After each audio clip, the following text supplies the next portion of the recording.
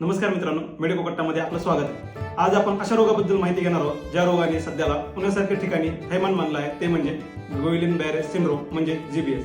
या रोगामध्ये आपल्या शरीरातील रोगप्रतिकार शक्ती ही आपल्या शरीरातील परिधीय नसांवर म्हणजेच पेरिफेरल नर्वस सिस्टीमवर हल्ला करते आणि आपल्या स्नायूंना कमकुवत बनवते आणि आपल्या शरीराला सुन्नपणा येतो। याची कारणे काय?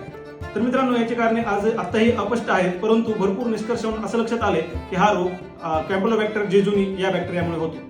तर याची लक्षणे काय? तर पाठ दुखणे, हातापायाला मुंग्या येणे, पॅरालिसिस सारखी आपल्याला पॅरालिसिस होणे यासारखी लक्षणे ह्यामध्ये आपल्याला पाहायला मिळतात। ह्याचा प्रसार, तर मित्रांनो, ह्याचा प्रसार हा दूषित पाण्यातून आणि दूषित अन्नातून होतोय। यामध्ये जास्त करून तर हा रोग हा दूषित पाण्यातून झाल्याचा निष्पन्न झाला आहे। मित्रांनो, यावर उपचार पद्धती म्हणजे जी लक्षणे आपल्याला यामध्ये दिसून येतील आपल्याला त्यांचा उपचार करावा लागेल, कारण याची अशी विशेष अशी उपचार पद्धती नाहीये। तर मित्रांनो, जर ह्या आपल्याला आजाराला थांबवायचा असेल किंवा या आजाराचे आपल्याला प्रसार कमी करायचा असेल तर आपल्याला काही उपाययोजना कराव्या लागतात। त्या म्हणजे आपल्याला नेहमी पाणी पिताना पाणी ही उकळून प्यायला पाहिजे आणि आपण जे बाहेरचं खात आहोत ते आपल्याला टाळावं लागेल, ते कमी करावं लागेल।